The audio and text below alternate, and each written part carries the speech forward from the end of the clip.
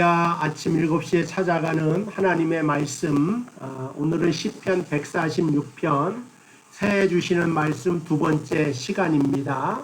야곱의 하나님으로 자기 도움을 삼으며 여호와 자기 하나님에게 그 소망을 두는 자는 복이 있다. 우리 새해 복 많이 받으라는 얘기를 많이 하는데, 오늘 말씀에서 정말 복 있는 사람은 하나님이 자기 도움이 되고 하나님께 그 소망을 두는 사람에게는 복이 된다 하는 말씀을 하고 있습니다. 독일의 유명한 괴테라고 하는 철학자가 말하기를, 첫 번째 단추를 잘못 끼우면 마지막 단추는 끼울 구멍이 없어진다. 그러니까 처음에 잘못된 것을 선택하면 마지막에도 잘못될 수밖에 없다는 것입니다. 그러니까 우리가 새해에 정확한 것, 옳은 것, 여기에 소망을 두고 나아가야 되는데, 이 의로우신 하나님에게 소망을 두는 자에게는 시작을 정말로 멋지게 하는 것이고 성공적으로 하는 것이다, 이렇게 말씀드릴 수가 있습니다. 갈라디아서 6장에 보면 사람이 무엇으로 심든지 그대로 거둔다 그랬습니다. 육체를 위하여 심는 자는 육체로 썩어질 것을 거두고 성령을 위하여 심는 자는 성령으로 말미암아 영생을 거두게 된다, 그런 말입니다. 세상에서 영생이라고 하는 것은 눈에 보이지도 않고 느껴지도 않기 때문에 멸시를 당하지만, 그러나 하늘문을 소망을 두고 살아가는 우리에게는 영생이라는 것은 가장 귀한 복된 것이 될 수가 있는 것입니다. 그래서 연초에 무엇을 심든지 우리가 성령 안에서 심게 되면 연말에 많은 것을 영적으로 거두게 된다 하는 것을 잊지 않고 기억하시길 바랍니다. 그러기 위해서는 하나님께 소망을 두어야 되는데, 소망을 두는 자의 첫 번째 특징이 칭찬을 잘한다, 그런 것입니다. 잠언서 27장 17절, 철이 철을 날카롭게 하는 것 같이 사람이 그 친구의 얼굴을 빛나게 하느니라. 그 친구의 얼굴을 빛나게 한다고 하는 것은 그 친구를 즐겁게도 하고 그 친구를 회복하기도 하고 그 친구를 더 나아가서 살릴 수가 있다고 하는 것입니다. 책망만 받고 꾸지람과 야단을 늘 받으면 노여움이 생기고 서운함이 생기고 두려움뿐이 생기게 되는 것이 없습니다. 그것이 바로 얼굴을 어둡게 하는 거다. 그럼 친구의 얼굴을 빛나게 하는 것은 무엇이냐? 칭찬하는 것이다, 이렇게 말씀을 드릴 수가 있습니다. 그래서 칭찬을 많이 듣는 아이는 머리가 좋아지더라. 칭찬을 신비한 약과 같아서 우울증을 치료하더라. 그 다음에 기로 먹는 보약과 같아서 또 발라주는 치료제와 같아서 에너지가 넘치게 하고 윤활유와 같은 작용을 한다고 하는 것입니다. 그래서 칭찬은 사람에게 비타민제가 되고 우리의 삶을 넉넉하게 해주고 또 변화시키는 능력이 나온다고 하니까, 우리 사랑하는 성도 여러분, 새해부터 칭찬을 많이 하면서 살아가기를 주님의 이름으로 축복을 드립니다. 서양의 속담에 수만 톤의 가시는 벌 한마디를 불러 모으지 못하지만 한 방울의 끓음 수많은 벌을 모을 수가 있다, 이렇게 말하는 속담이 있습니다. 그렇기 때문에 칭찬은 춤추게 하고 벌들을 모아두리는 꿀과 같다.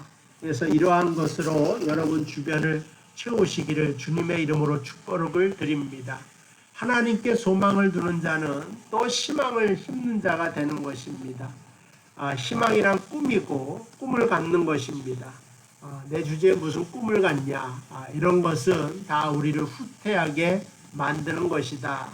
그래서 내가 꿈을 왜 못 갖는가, 내가 꿈을 크게 갖겠다, 그러한 결단을 갖기를 바랍니다.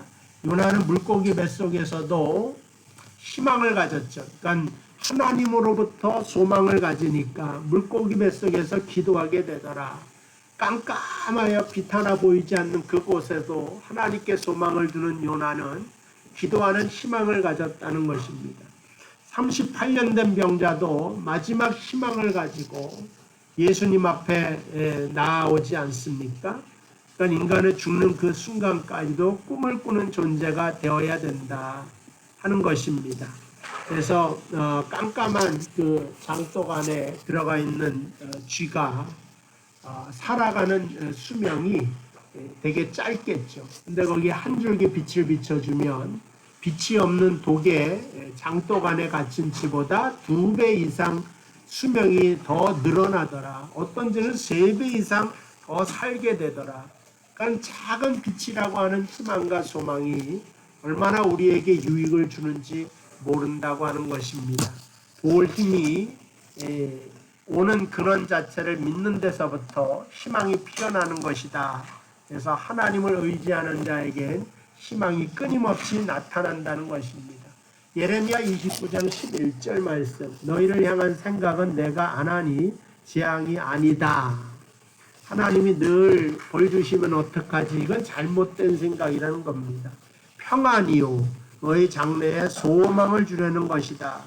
하나님은 우리에게 소망을 주려는 생각을 가지고 있고 그대로 진행해 나아간다는 것입니다. 그러므로 믿음 있는 자는 반드시 소망을 갖게 되더라 하는 겁니다. 이 카터 대통령은 재임 씨보다 퇴임할 때 또 영향력이 있고 더 인기가 많은 대통령으로 널리 알려져 있습니다. 조지아주 주지사였습니다. 그때 우리나라의 그 김장한 목사님이라고 침례교 목사님이고 카터는 침례교 집사님이죠. 카터가 믿음 좋기로 유명한 사람이라 대통령 돼서도 주일학교 반설을 했다. 그래서 유명해진 대통령 아니겠습니까? 그래서 이제 그 침례교에 부흥회하는데 거기에 찾아오셔서 부흥회를 하는데 거기에 이제 카터 대통령이 내가 대통령 선거에 출마하겠다 말하니까 김장한 목사님께서 그를 위하여 안수기도를 해주셨다. 그때 인연이 있었다는 겁니다. 그 당시에는 조지아주가 이제 그렇게 큰 주도 아니고 미국의 이제 중심에 있는 것도 아니고 좀 변두리에 있는 곳이라 지금보다도 더 시골이었죠, 완전히. 거기 주지사가 무슨 대통령을 하겠는가. 근데 카터는 그렇게 생각하지 않고 하나님 안에서 꿈을 갖게 된 것을 보고 기도를 해 주었다. 그때 인연으로 박정희 대통령 때 미국하고 사이가 나빠져서 주한미군 출사하겠다. 하여간 굉장한 외교적인 위기가 있었습니다. 목사님께서 카터를 만난 다음에 설득을 했다라고 하는 일화는 굉장히 유명한 일화가 되어져 있습니다. 그래서 어쨌든 이제 그 카터라고 하는 사람은 희망을 가지고 거기에 또 기도가 플러스가 되니까 소원을 이루게 되었다 그런 말입니다. 그래서 새해에도 우리가 소망을 갖고 소망 있는 자의 특징은 뭐냐? 용기가 있더라 하는 겁니다. 용기를 북돋아줘야 되는 인생이 되어라. 그럼 나무를 심은 다음에 그냥 꽂아놓으면 안 되죠. 흙을 덮죠. 거기다가 더 흙을 덮어서 주변보다 흙을 더 높게 세워줍니다. 그러면 이제 그 나무가 바람에도 쓰러지지 않고 무럭무럭 잘 자라나게 되는 것을 보게 됩니다. 그러니까는 용기라고 하는 것, 우리의 삶에 용기로 한꺼풀 더 덮기만 하면 어떤 고난이라도 이겨나갈 수가 있는데 그 용기는 하나님께 소망을 두면서 나오게 되더라 하는 것입니다. 그래서 어떤 사람이든지 칭찬, 용기 이건 뒤따라가는 거죠. 어떤 사람이 다 F 학점 맞고 하나 D 맞아도 우리는 야 너무 한 과목에 치중해 한 과목에 너무 열심히 하는 거 아니냐 말하면서 어쨌든 야단과 꾸지람보다는 용기와 희망을 줄 아는 그러한 사람 그러면 좀 더 우리의 주변의 삶이 더 아름다운 2022년 될 줄로 압니다. 우리 사랑하는 성도 여러분의 새해도 하나님 안에서 새로운 소망으로 충만한 새해가 되기를 주님의 이름으로 축복을 드립니다.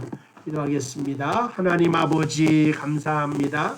오늘 이 말씀을 듣고 이 새벽에 이 아침에 깨어난 우리 모든 성도를 축복하시고 저들의 삶에 칭찬과 소망과 용기가 충만한 삶을 살게 하여 주시옵소서. 예수님의 이름으로 기도합니다.